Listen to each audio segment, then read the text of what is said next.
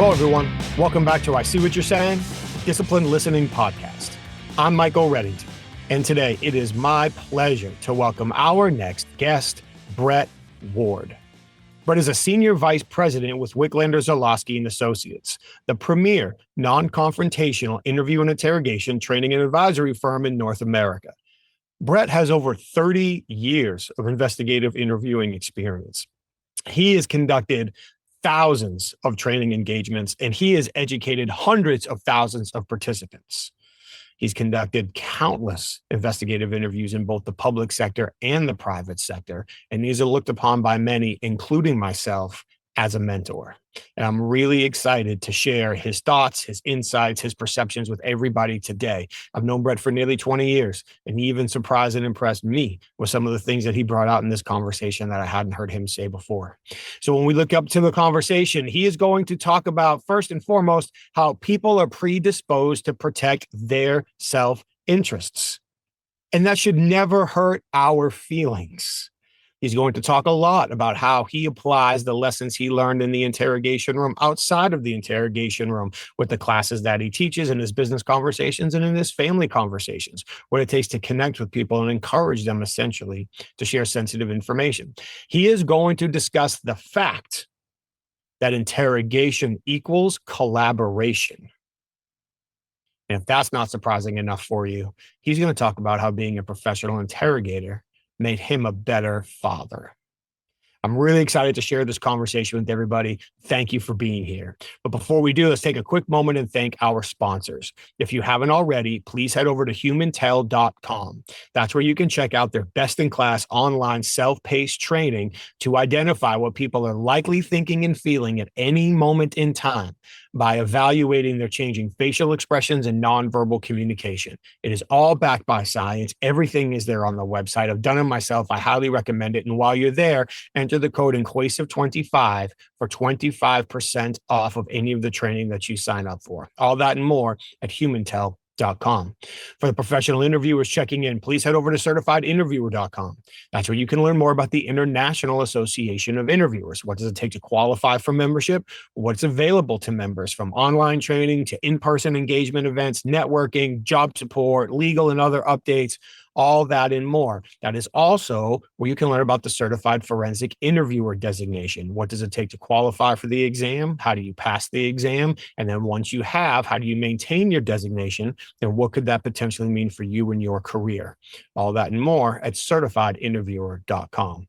And while you're online, please check out inquasive.com. That's where you can learn more about the customized engagements our clients ask us to facilitate to their senior leadership, their sales team, and their HR team when they are looking for a partner to teach their teams how to help people save face so they can obtain the everyday confessions to strengthen their relationships and achieve better results within their organization. All that and more over at inquasive.com. Appreciate y'all continuing to come back for these conversations. Thank you so much. And now, without further ado, it's my pleasure to introduce you to Brett Ward. Brett Ward, always a pleasure to see you, my man. Thank you so much for doing this today. How are you? Great, man. My pleasure. It's always good to see you as well. I'm glad I was able to connect with you a month ago or so and traipsing through your backyard up there in the beautiful Carolinas. Happy to do it, man.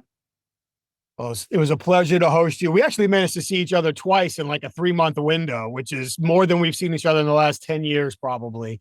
But so I'm very happy that worked out. And for people who know you and are listening to this, we should also tell them that you're squeezing in this interview post-hurricane in a thunderstorm, and you had to find an alternate location to do it. And for people who know you and know your luck and your background, that's like the perfect backdrop for this conversation. So I really appreciate you making it work. All good, brother. Yeah, I mean, karma follows me. I've got so many sins to pay off at this point in time. I've lived in Houston. This is the 4th time now. I escape. This place keeps dragging me back into it. Second I get back, of course, hurricane rolls through. And I was even laughing because when I was coming over here to set up, we had an incredible thunderstorm just start coming through that was unplanned. And I thought, you know what? This is about par for the course, right? Our timing works out to where even with the power back on, the power very well may go off. But all good, plenty of time. We'll make it happen, man. We'll figure it out. So we probably have 16 hours of conversation we could record at minimum without even really repeating a whole lot we've already talked about recently. But really, for the people who listen, and I've said it before and I'll say it again, you've been a friend, you've been a mentor. I've learned so much from you in so many different ways, and looking to share some of that with the short window that we have today. So we'll go in a bunch of different directions. But when I think back to people who played a pivotal part, not only in my career, but in my interrogation career, you're at the top of the list. From when we met to advice you gave me to how you changed my perspective. So I'm curious, knowing you on a personal level and knowing how you approach it, people have lots of stereotypes on how interrogators think and act and what they want and what they do. But what has being a professional interviewer taught you about people? Yeah, great question. By the way, you've taught me as much as I've taught you, and I thoroughly enjoyed the time that we were able to work together. And I'm still angry at you for leaving, but I love you and the family too. So we'll let that be water under the bridge. Having been in this field, 26 and a half with this outfit, almost 10 with another. What you learn when you're in this industry for this long is that you mature over time. So when you're young and you're hungry and you're growing, you have a different set of ideals and different set of goals when you communicate with people. But the older I've gotten, the more I've realized is that just human beings are naturally inclined to defend their best interests. And we should not be emotional about it. We shouldn't have our feelings hurt when we sit down and talk with somebody who may or may not be as forthcoming as we hope. I mean, just think about it, just in our own personal lives, man, we're all so right in all of our righteousness. We get in the most ignorant of conversations with people that we truly love, our inner circle, and become immediately defensive and feel like we need to stand our ground. So that's a good thing to remember, when you're going out and you're training people or you're actually conducting these things, is there should not be emotion tied into this. What it should be is a collaboration. We can thank the media, especially on this piece of soil. I think I've traveled pretty much all over the world at this point in time, but this piece of soil alone is very, very good at pushing a definition onto people that is ridiculously out of the zip code of accurate. And there's 4,200 shows on TV right now that deal with, either law enforcement or interview and interrogation. And, it's always like a basement during a thunderstorm with metal chairs and cement floors. And that's just not how professionals engage in this. But that's the mindset of a lot of people is, okay, I'm being called on the carpet. I've got somebody coming to assess whether or not I want to be honest about it. Let me be as defensive as possible, not having the understanding of the process. So when you come in and you kind of change the psychology of that conversation, it does capture curiosity. It's a unique conversation, and they realize that we're there to mediate. No professional interrogator on the planet walks off a plane thinking my goal today is to get somebody to admit. And if that is their goal, they're in the wrong line of work. But yeah, I mean, it's a great question, Mike. I mean, you just learn over time how people think of all cultures, of all ages, and how to attempt to motivate them uniquely, based on their DNA, their SOP thought process of how this is going to play out. But man, I've learned a lifetime about human beings over the last, almost 40 years of doing this. I agree with everything that you just said. We're of very similar mindsets. I love the way that you just illustrated it. Of all the conversations we've had and people who you and I have had with similar mindsets and experiences, this is the first time I've heard somebody directly equate interrogation to collaboration, but to do it the right way. That is so true. If we walk into a room and say, sit down and tell me everything that you did, let me know how that works out. And to your point, it's true in our personal lives, in our professional lives. in the investigative realm as well. So all very well said.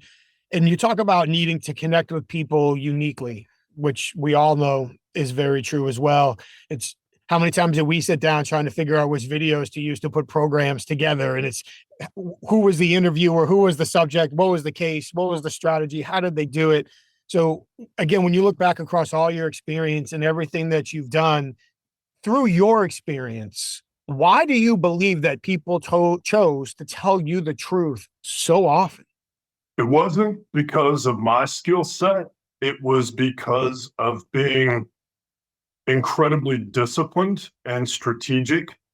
You know me, Mike. You know my personality. You know that upon going to work with this outfit, I was working in the private sector for about an hour before getting kicked out and tossed over in the law enforcement and federal world, just so that I wouldn't end up on the wall of shame on every evaluation.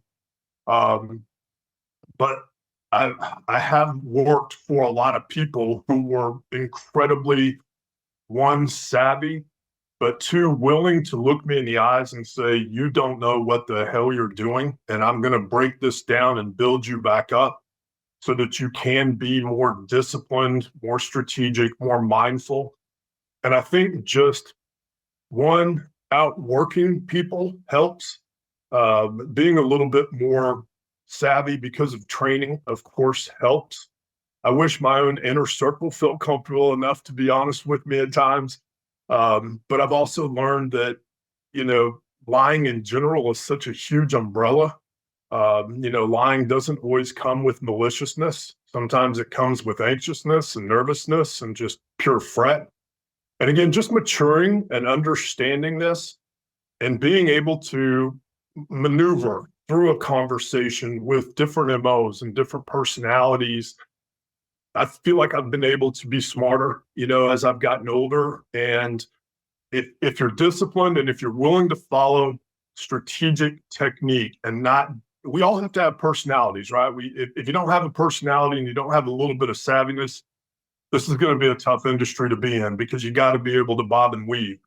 But you also have these MOs out there of borderline narcissism where it's like, I don't care what I was taught or, how the other person I watched do it.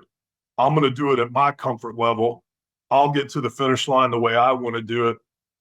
I just don't think that ever was allowed for me, during my career based on the people that I was fortunate enough to work for. So I think just pure discipline. That's a great way to put it. You talked about being able to bob and weave as well, but I also watched you time and time again be who the person in front of you needed you to be. Yeah.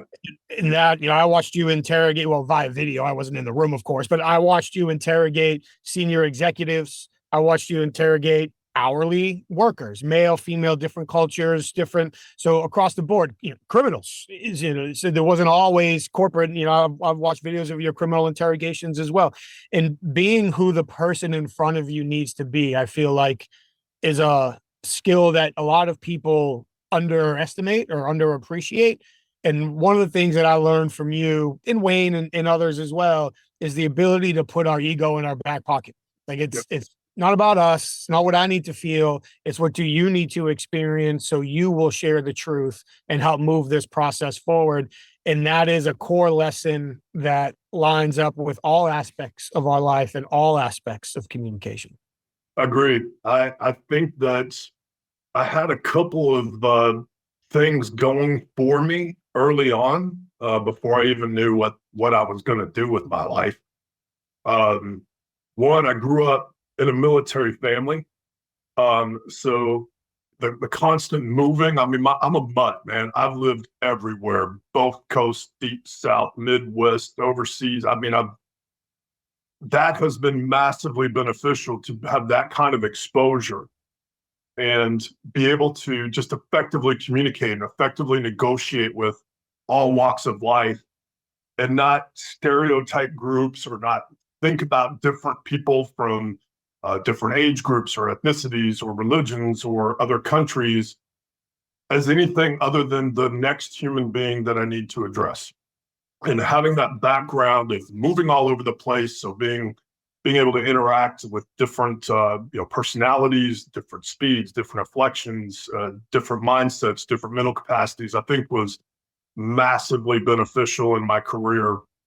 The other thing that I think helped me personally was being an athlete, my whole life, from the time of Gabe's age all the way, college. And that competitive component, I think, helps people in our field as well.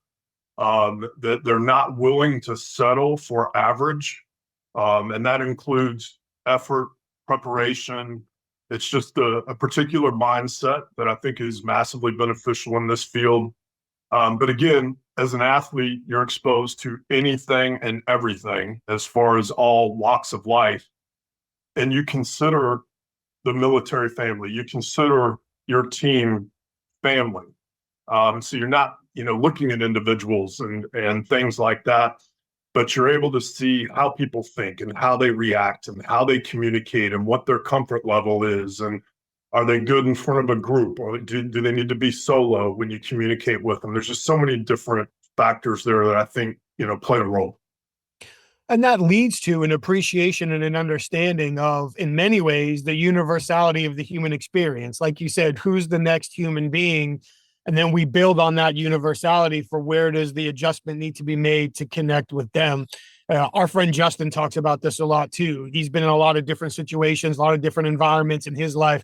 And we've often joked that that experience that we had made us more successful, or gave us the opportunity to be more successful than some of the people that might have come up in one environment or with a more kind of strict good guy, bad guy attitude going into this. So I'm very happy to hear you bring up the military brat experience growing up, and then the athlete as well, and how all of those life experiences help you connect with another person. And when you think about getting the truth, all it is connecting with somebody on the level that they need to be connected with. That's what it boils down to.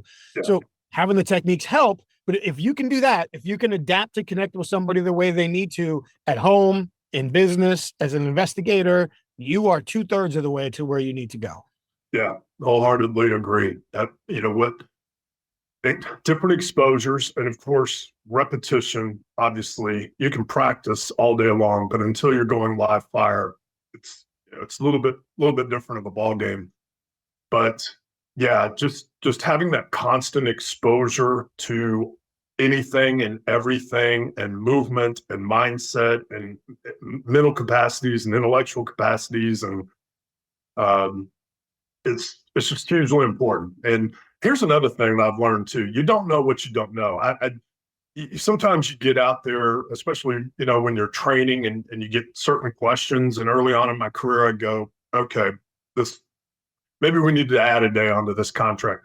And the older I got, I went, no, I've heard this question so many times. It's so valid that people who are learning how to do this from other untrained people are at such a massive disadvantage. And this, people get into repetition. They get this idealism of, if it ain't broke, don't fix it, which is about as lazy a comment as there ever was. I'm so tired of, people feeling like certificates on the wall or initials after their name prove competence. What that proves is you're willing to further your education, which is fantastic. A lot of that doesn't pull in when you're live fire. And again, you can go to all the classes in the world and you got people that can pass tests like nobody's business. And some of them couldn't get the truth out of my 24-year-old. And you just kind of, you shake your head, in frustration of, where's the adaptability? Where's the listening skills? Like what you wrote in your book, there were so many incredible points in it. I even took a class in college called listening. Thought I was going to bring up my GPA. That one backfired on me. But it was it kind of set the tone for me too, not knowing what I was going to do in my career. But yeah, further education and just being willing to be somebody different. If you walk in with your MO and your mindset and your tonal qualities and your gaze and, all the things that are natural to you, again, you're not going to make it in this industry. And you're going to struggle in a lot of other positions too. Yeah. Even with the listening work that we do, if we're prioritizing ourselves and our emotions in a conversation, we're falling behind fast. Yeah. It's all about prioritizing what the other person needs to feel and experience to achieve an outcome. And it's true in the interrogation room. It's true in sales. It's true in negotiation. It's true at the kitchen table. It's true across the board. And you talked about adaptability, and we just mentioned the different types of conversations. How have you learned? Let me ask that question a better way. What have been some of the most successful ways that you've adapted what you've learned in the interrogation room to help you in conversations outside of investigations? Yes, there's so much carryover, right? I mean, some of the things that we talk about in the interrogation room, maladaptive behavior, uh, the art of empathy, how to assess, proper timing, the ability to come in with a plan A and understand very quickly your plan A blows and it's time to go to plan B, but not look like a doofus when you're making that transition. Every part of that is coaching. It's being a good parent. It's being a good spouse, a good friend, a good leader. It's damn important as a professional interviewer, interrogator, to be able to do those, because those core components are a part of sales. They're a part. I took over a new role with WZ earlier this year. Still going to be out in the field. I ain't giving it up.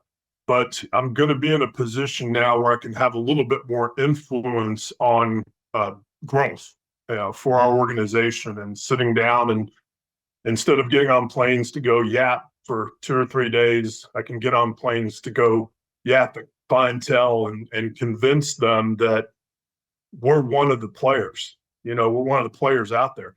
And some of that is exactly what we do in the interview room, in the interrogation room. So it's compatible in pretty much basic human communication. So once you're disciplined enough to get some of these components down that I mentioned, a second ago, it should be a natural transition just when coaching an employee who's not doing so hot, or purchasing a new vehicle. I've helped a couple of people do that several times because they're just not comfortable in that back and forth. And that's what we do. That's what we do. And you don't have to change anything. It's the exact same concept.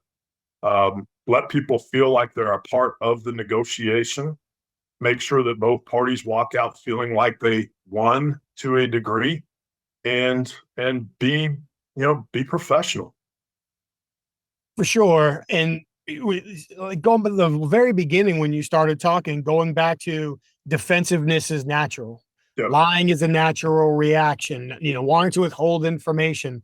Cool. So we were very fortunate, as funny as this may inadvertently sound, that people paid us to go talk to people who wanted nothing to do with us. Like, couldn't want to talk to anybody else on the planet any less than they talking to us. And that's not just the suspects. That was the victims. That was the witnesses. And honestly, sometimes it was the clients that hired us who did not want to share all the details of how bad they screwed it up before they called us. And so when you talk to people and you're the last person that they want to speak with, and yet at the end of the conversation, things are written down, we're shaking hands, we're moving on. When you can adapt that mindset of they're supposed to withhold information, they're supposed to be defensive. Okay, that's how this works. Cool. So now let's go back to the strategy you talked about. Let's go back to the techniques that you talked about. Let's go back to the professional approach, allowing people to save face. And you talk about sales, allowing someone to walk themselves through an educational conversation that results in them giving you the information you need to help them convince themselves this is the deal they need to buy, is the exact same as walking somebody through an educational interrogation that causes them to give you the information to make them feel comfortable. I may as well just tell you everything. The correlation is so obvious when you're on the inside, but I can completely see folks on the outside who are like, how in the hell would I apply this to going in and having a conversation with my kid's principal who's unhappy with him, and to be able to negotiate through that process to have them understand where we're coming from, but at the same time, don't make them feel like we're trying to dominate the conversation or tell them how not to do their job. Yeah, I mean, the nitty gritty of what we do is trying to convince people to stay in that chair. Keep that line of communication open. Hear less, listen more. Be willing to be a part of the process versus just psychologically shutting down and thinking, okay, I've lost already. Why in the world would I even want to be a part of this? Yeah, I mean, the correlations are tomato, tomato, in my brain. But you have to have them. You have to have them. So, when you get out there and you recognize and you're so right, man. I remember cases that I went on. I remember one in particular. I'm heading out there next week, Southern California, where the GC was not very thrilled about the organization hiring us to begin with, but the SVP of HR, I guess, convinced. And even when I got out there to initiate, the gentleman didn't even want to shake my hand. But by the end of our time there, he was regretting that it took so long to come to that agreement to allow help, to allow somebody who's got the background to come out and assist. So yeah, it goes so far beyond a subject or a victim who is in absolute state of panic out of fear of retaliation or peripherals for the very same reason. It just starts with the next human being. But until you've got the training, what are you going to do? And you don't know what you don't know. That's the frustrating end, is going out and working with 20-year federal agents who got 4 hours of training at the academy level. And you're like, what do you expect from these people? Or, human resource, employee relations, legal professionals, ethics professionals who just get a significant amount of legal training and damn near zero I&I training. And you're just thinking, what are we doing? What are we doing out there? We're just putting people in positions to fail, to become concerned about being willing to even have a conversation. So, yeah. And then what happens is, and as well or better than I do, is I get hired on. I get all that legal training. I get all that technical training. I get 5 minutes of interview and interrogation training, which is mostly anecdotal. And then I get assigned to you in this analogy. You've been doing this for 30 years. You got lucky on an interrogation 25 years ago and decided that's the magic button. You just need to push it every time from now on. Right. It works enough to a degree that you've convinced yourself that that's the way to do it. So now you tell me that's what I need to do. It doesn't fit my personality. It doesn't fit who I'm speaking with. I'm trying to force a square peg into a round hole with a spoon, not even a hammer. And it gets worse. And the other thing too, I feel like using, especially the examples you have, whether it's law enforcement, HR, legal and ethics, people who have those jobs, and rightfully so, I don't say this with any negativity at all, typically get into that line of work because they're passionate about the laws, the policies, the procedures, the people, all those things. Yeah. So at the very start of this conversation, you talked about there's no need to get emotional. Well, those people are generally predisposed to be more emotional. Yeah. Because now you violated the law, you violated the policies, the practices, that what you did is unethical. And so I take that so personally. Now I'm going to get into this conversation, and my goal isn't the truth. My goal is to make sure you know what an unethical human being you are, how ashamed of yourself you should be, and how you need to change your behavior. By the way, tell me everything you did and why. Brilliant. Yeah, brilliant way of putting it. And I think at one point in time, if we were all honest with ourselves, when we were getting into this, it bothered the hell out of us too, right? We do all this homework, put together these game plans, and go in and recognize, really? You're not going to be honest with me about it? Well, it says right here on page 2-4 that by now you should be kind of working with me on this. Boom. And then we get out of our element and go, okay, I'm going to retreat back to what I've been doing forever. And let me just take the quickest possible path. And then, somebody says something that they feel like was beneficial, and these folks are, oh, well done. Oh, good job. Can't wait to watch the video on the flight back type thing. And if they had any inkling of an idea, if they were just a little bit more well-rounded, and by the way, one technique is not sufficient. One interview technique nor one interrogation technique is not sufficient by a long shot for any professional in this field. So going to one class does not make you James Bond either. But I think we were all probably pretty emotional at this when we first started, and maturity helped us with that. But I will say the one thing that I've always told people too is if you want to eliminate as much of that as possible, then design before execution.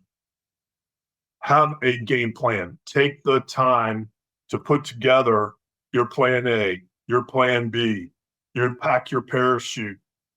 Stay focused on the strategy that you're inside versus the human being that's 6 feet in front of you, and recognize what's happening. That really helped me. Was I kind of created this cheat sheet for myself that I would utilize on flights on the way over, where I was physically typing out plan A, plan B. What am I? These are the objections I'm expecting. These are the empathy components I'm going to need to use. These are the assessment questions that I think will be beneficial, and in this order.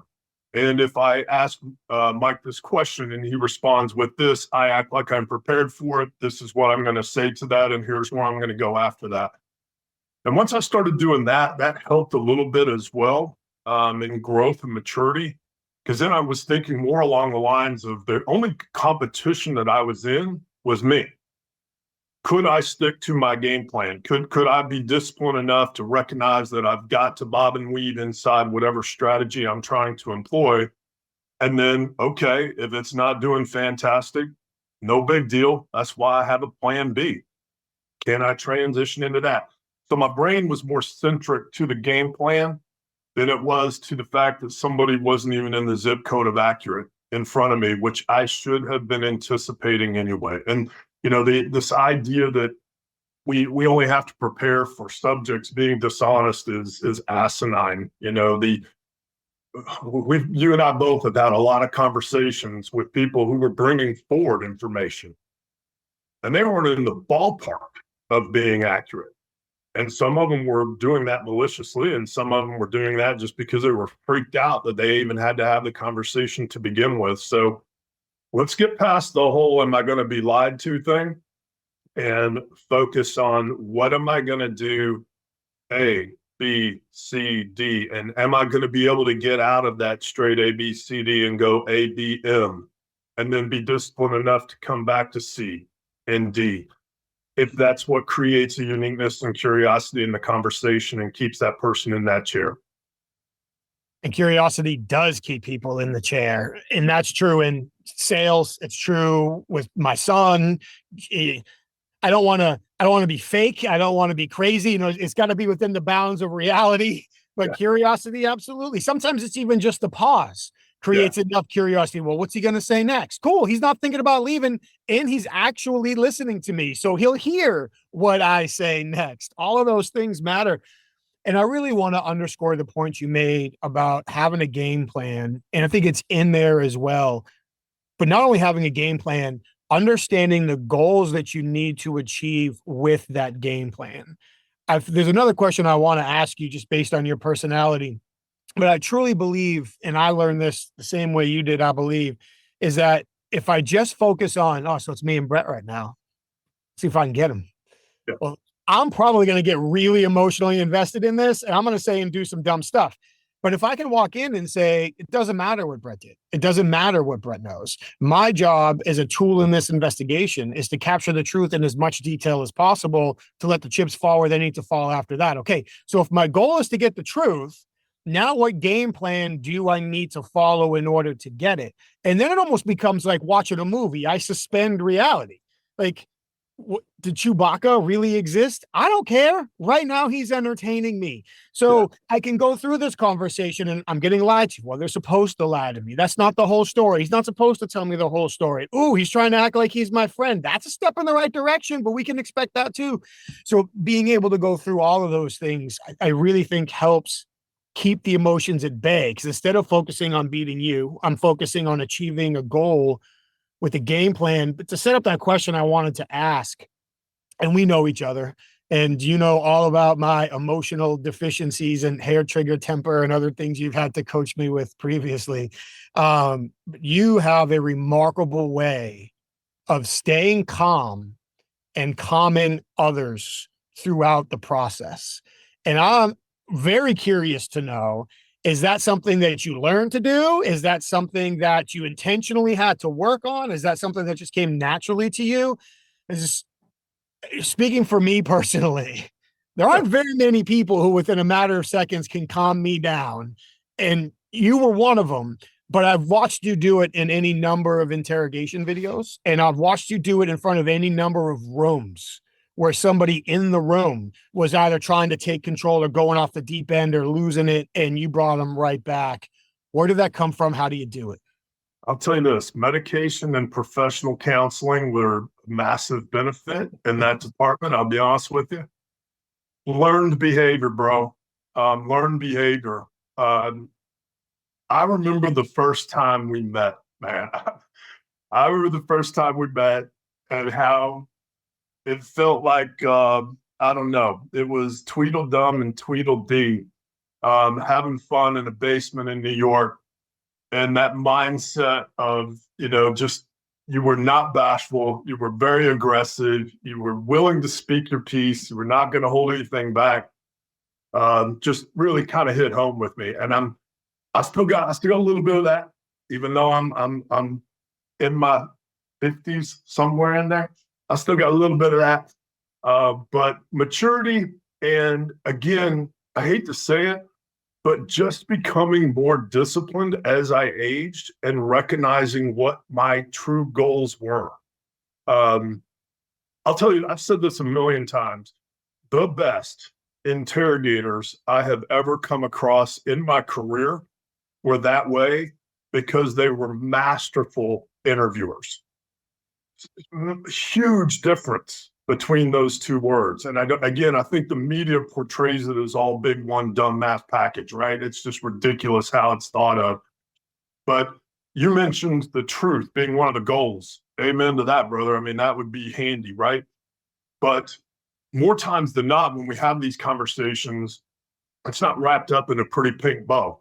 And this is sales and everything else, right? This is, walking into the conversation with Brooke, Gabe, my wife, everybody. The end game is not served on a silver platter. So you don't get to start out with guns ablazing in these conversations.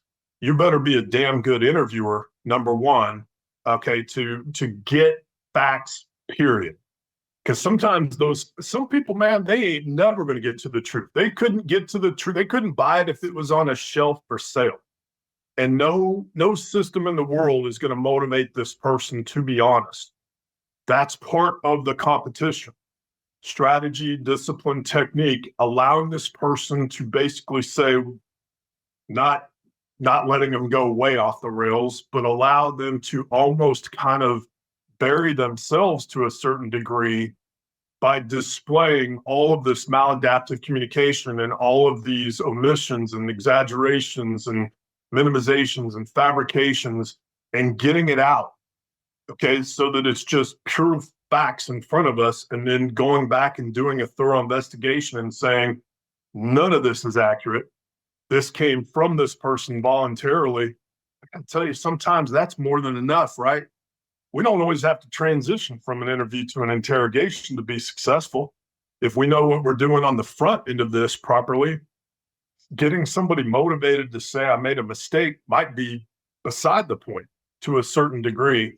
So, yeah, I think just when I started becoming a better interviewer, I felt like I was really trained pretty well in my previous life on the interrogation component. And I went through classes long before I went to work for this outfit. So I felt like I had a pretty decent understanding of some of the interrogation. I wasn't as good at it as I had hoped at that point. But once I really learned a little bit more on the interviewing components of this, that allowed me to breathe a little bit more and not be as reactionary and not be as emotional during the course of a conversation and just jumping ship and saying, okay, let's get to the freaking point. I'm done with this dance. That's been significant as far as a career path for me. And you hit so many nails there right on the head. And I do love we're not always going to get the I did it per se. Yeah. If you can get all the reasons why they didn't do it in such detail that the evidence you can come up with proves that they're wrong, you get to the same outcome. And you talk about shifting from plan A to B. That used to be one of my favorite pivots to make. Okay, I'm probably not going to get this guy. So instead of grenading this entire relationship, let's pivot. Let's put him in control of the conversation. Let him feel like he's steering me away from where he needs to be, but he's steering right back into the interview that we did with the client before we ever started. That's the same thing at the sales table, right? And you 100%. probably know more about sales than you've probably forgotten more about sales than I'll ever learn. But when you're at the sales table, yes, it's good to close a deal. Yeah, it's fantastic to gain clientele and build that. But it also could be beneficial long term to just during that initial communication, initial negotiation, to prove merit, to show professionalism, to highlight all the many reasons of why you're not just about you. You're about the client. And if you aren't the right fit, then let me help you find the right fit. And you go out and you go to somebody else and figure out, damn it, I should have gone with that dude and their organization. That's part of this as well. So yeah, we got to get our brains around proper goals when we have these conversations. When we walk in, we're not there to win. Okay, what we're there to do is effectively increase rapport and develop relationships with people, garner trust, motivate them to feel confident enough to tell us what we would love to hear when we're in there, but recognize, okay, we're at a position right now during this negotiation where I do need to pivot. And if I don't, my mouth's going to write checks that the rest of me can't cash. So let me be professional about this so that when this person walks away, they're thinking nothing but about that conversation that they had with me. And that gets back to having strategic goals. Yeah. Not the tactical goal of this is what I want to hear you say right now. Not the tactical goal of this is what I want to go back and tell my boss I did. Not the tactical goal of this is the impact on my wallet this week, but strategically long-term, where can this relationship, where can this opportunity, where can this conversation situation take me? It sounds asinine to people when we talked about it. We used to use interview and interrogation as a morale boosting tool. And when I say that, people look at me like I just got back from Mars. Like, you interrogate people to boost morale? Well, yeah, when you've had a stale investigation for 3 months that everybody's pissed about, if you come in and you handle it the right way, everybody, often including the suspect and the people that were interviewed that had nothing to do with it and initially weren't thrilled about getting interviewed again, they all feel better after the fact. So having those long-term strategic goals and working backwards from there typically gets more mid and short-term success. So you're 1,000% right on it. Yeah. I think, and again, I'd kind of go back to that. You don't know what you don't know. And I don't get frustrated anymore when I'm in the field and come across folks, and I don't care how many certificates they have on the wall, titles, certificates, fantastic. Put it on your resume. It looks good. What you're looking for is hunger. What you're looking for is moldable.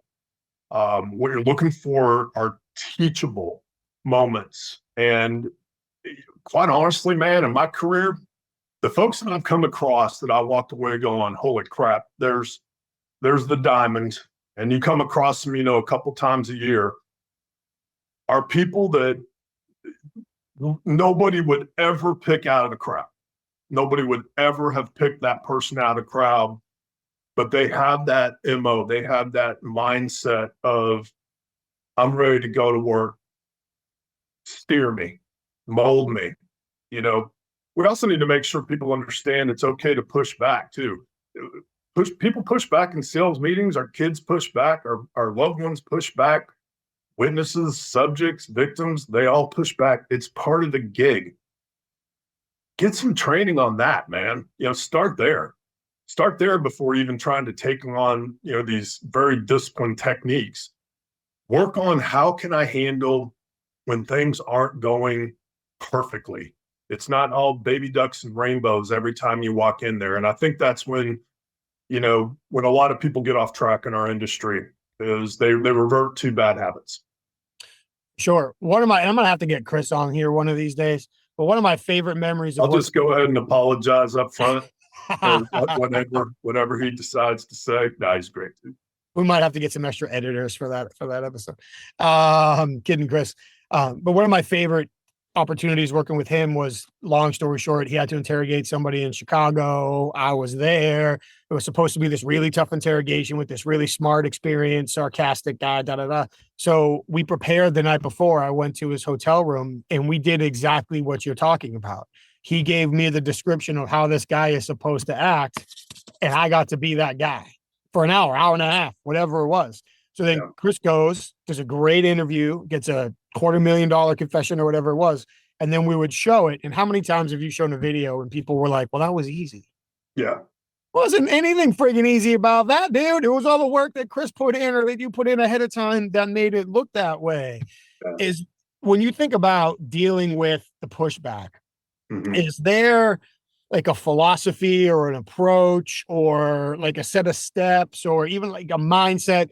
How do you conceptually, because I know the words you use are going to be different every time, whatever, but conceptually, how do you put yourself in a situation to successfully deal with that pushback and not get sucked into that unhealthy tug of war?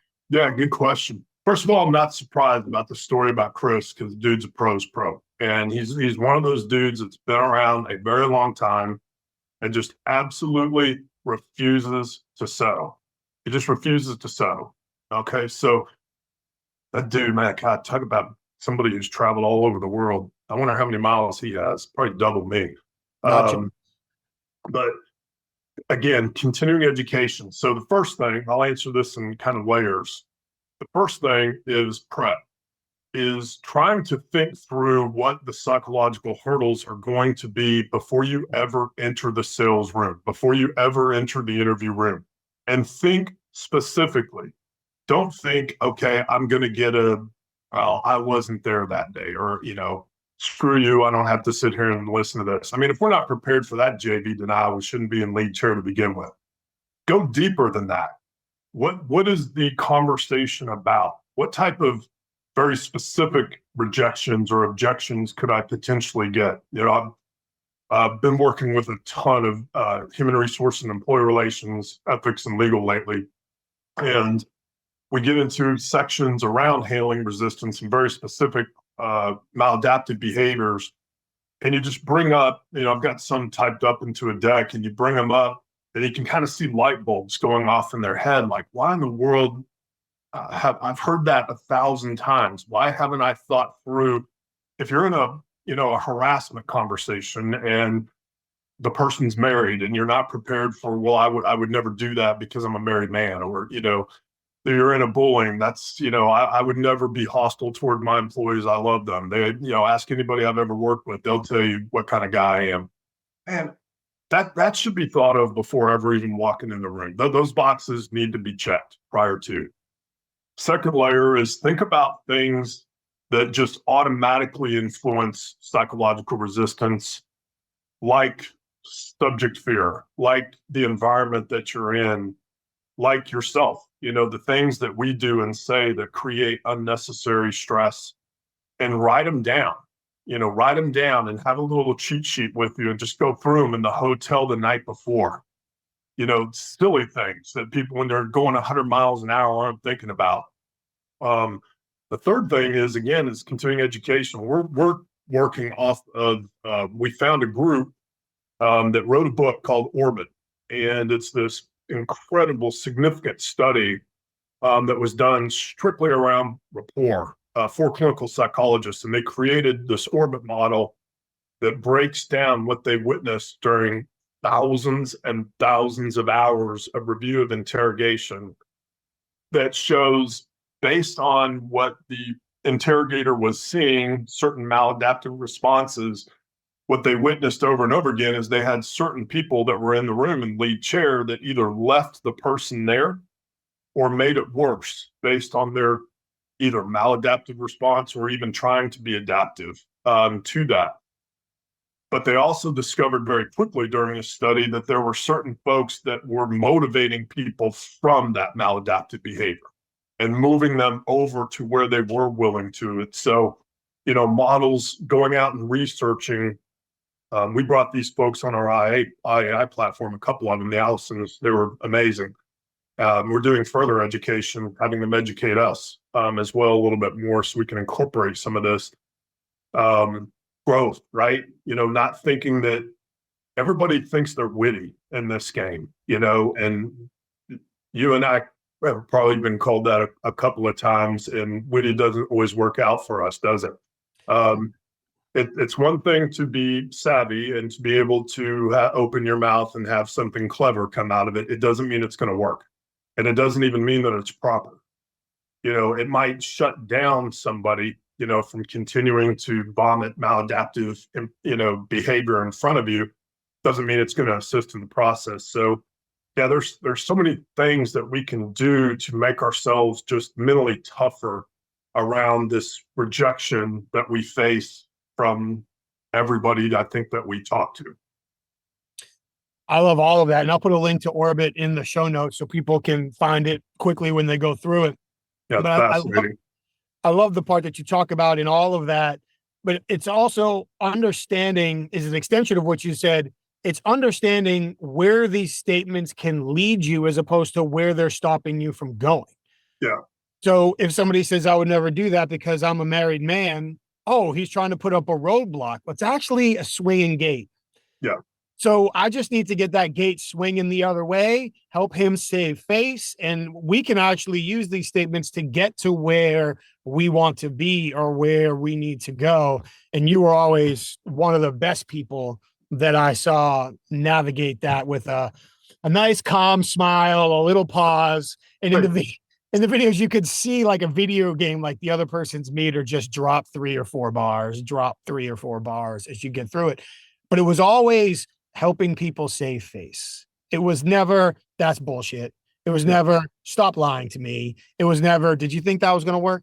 It was never, I did an investigation, right? It was never, that's the best you could come up with. Like all of these witty things that, unfortunately, and we've reviewed enough interrogations in our lives, we've heard plenty of people say those things, but that's not what works. It's accepting it, helping people save face and moving with the current, not against the current, that works. And that's as true as the kitchen table as it is the interrogation table. You learn, right? You get beat and you don't allow it to happen the same way again. That's the name of the game. We were all there. We all started from scratch. We all probably at one point in time thought we were better than we were. And then we get, if we're blessed, around other people who are willing to be brutally honest with us and say, you're nowhere near where you could be if you wanted to put in the effort.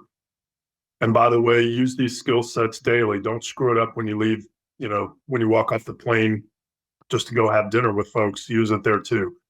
But yeah, this whole game is about maturity and growth and being willing to evolve and outworking the people that you're walking into the room with in whatever setting. Yeah. And that maturity and growth is more important outside of the investigation interview as it is inside. It's taking that maturity and growth and applying it.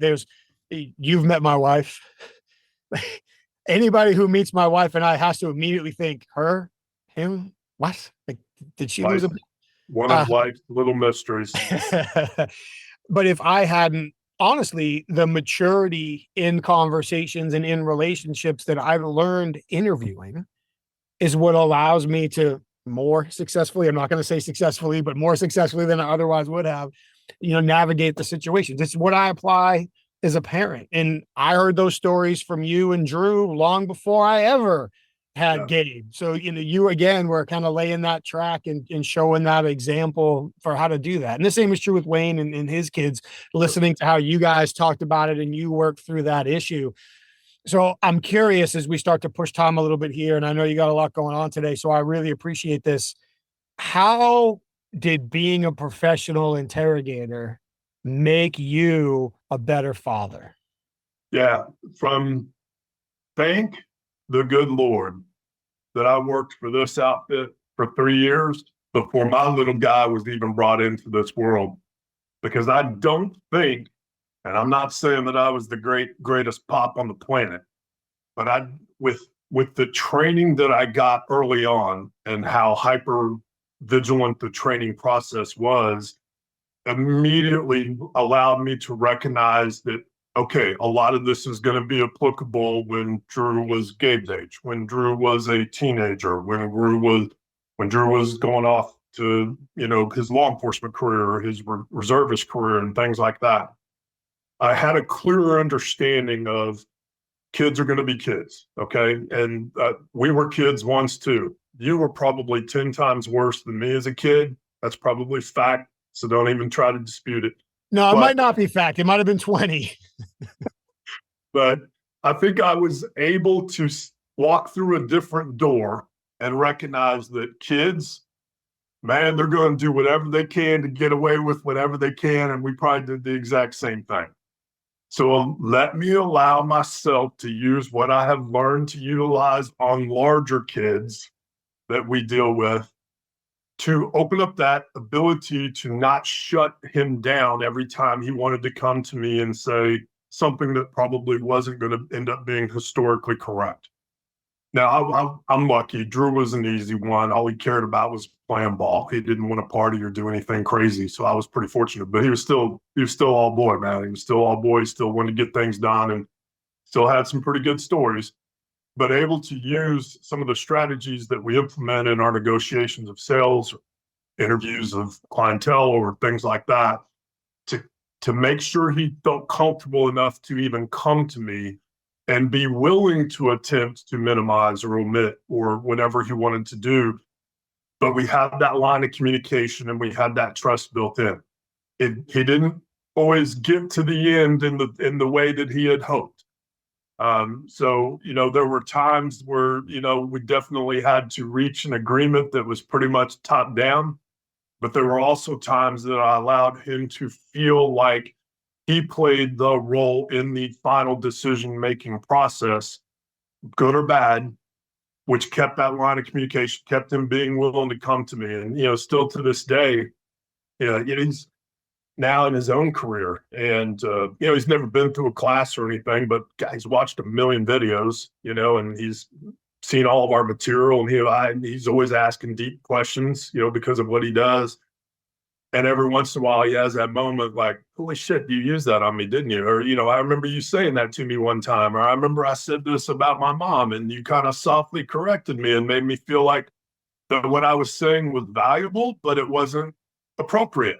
But you didn't shut me down by just, crashing through the glass door and making me feel like an idiot for saying it.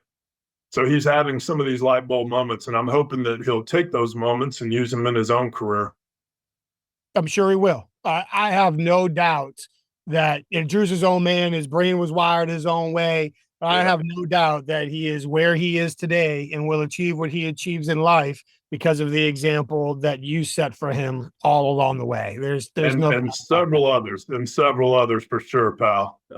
Several others besides me, man. If I was his guiding light, I would feel a lot more uncomfortable than I do.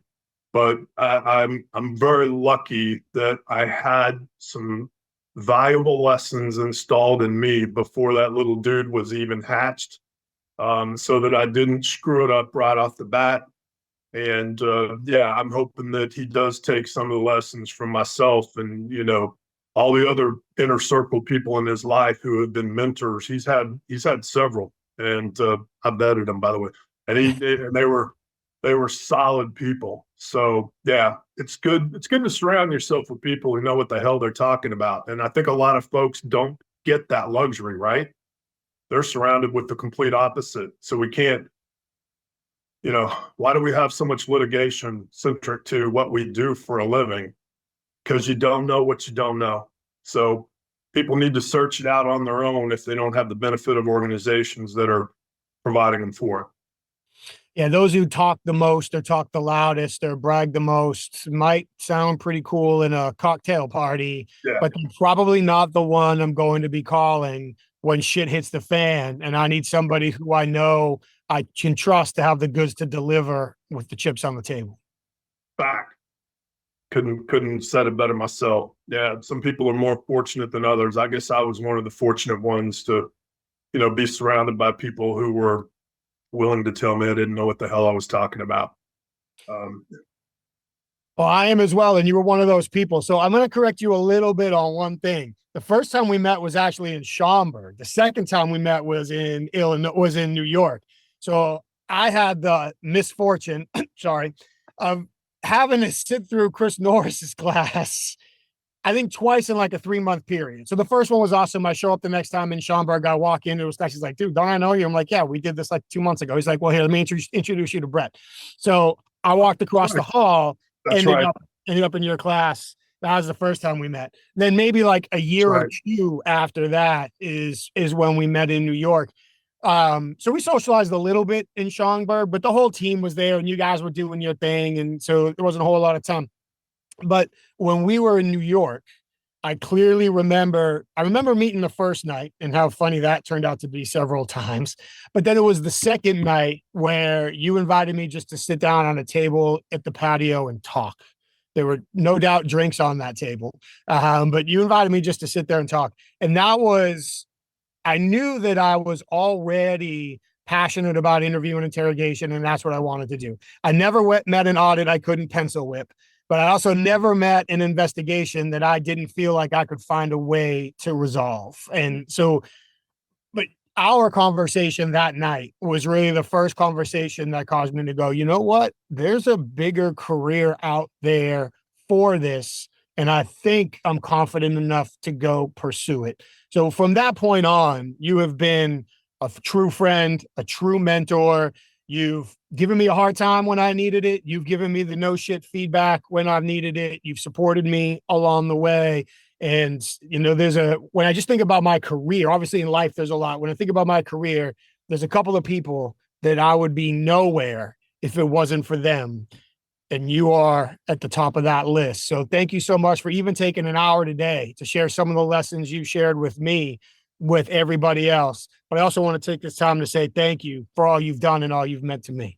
That's very kind, man. I take that to heart. I really, really appreciate that. And I'll reiterate, I've learned from you too, brother. And you didn't land with WZ on accident, and you're not successful today at what your organization by accident either. You're a hard worker, and you're just not willing to settle. And I'm damn proud of you. And I know our relationship will continue to go on. There's no doubt about that. Well, hey, man, I know Houston is in a bit of a crunch right now, and you and your wife have a lot of other things to go tend to and take care of. So thank you for carving out an hour in the midst of the madness. Again, it's pure Brett Ward, so I guess it was destined to work out this way. But thank you so much. This means a lot to me that you took the time to do this. I can't wait to see you the next time. Hopefully our planes keep landing in the same cities over the next couple of months, and we get to do this again soon. You got it, brother. Give my love to the family, man. You got it. You as well. Take care. Be safe. Brett, thank you so much for your time. Thank you so much for the conversation. And thank you for the amazing ideas and experiences that you shared with us. It's a real privilege to finally be able to share with everybody else just some of the great ideas that you have shared with me over the years. So thank you so much for taking the time. Just that simple line of hear less, listen more, so impactful when you stop to think about it. One of the things that you mentioned over and over again during the conversation was just realizing that whoever is in front of you is the next human being for you to interact with. They're not a victim. They're not a witness. They're not a suspect. They're not a customer. They're not an antagonist. They are the next human being for you to engage with. That was a very powerful set of statements. You talked about the power of having a plan B. Plan A is usually not going to work. So having that plan B helps build confidence, and really needing those clear goals in order to plan your conversation backwards and achieve the success that you're looking for. So much packed into a short conversation, Brett. Thank you very much. And I hope everybody took as many notes as I did during that conversation, got as much from it as me, and takes the time to reach out and connect with Brett. He has so much to offer and so much to share. Brett, thank you. Thank you, everybody, for joining us again today. Thank you for being here again. Please, before you go, take a moment to like the show, share the show, comment on the show, subscribe to the show. We really appreciate all the support. Let us know what you want to hear more. And of course, before we go, let's thank our sponsors one more time. HumanTell. Please head over to humantell.com, enter the code Inquasive25, and choose the online training program that you feel is best for you to start the process of learning to realize and recognize when people's emotions are changing and what that likely means in the context of the situation by evaluating their facial expressions and nonverbal communication. That's over at humantell.com. For the professional interviewers, please head over to certifiedinterviewer.com. Do your research on the International Association of Interviewers. Is that right for you and your team? Are those educational events you should be attending? And is the Certified Forensic Interviewer program right for you? And is that the key to getting you to your next level in your career? And while you're online, please head over to Inquasive.com. Learn more about the customized programs our clients ask us to teach to their senior leadership, sales teams, and HR teams to teach them how to encourage people to share sensitive information under vulnerable circumstances in the face of consequences every day. We really appreciate you all being here. Thank you so very much. Stay safe, take care of each other, and we'll see you next time. Thank you.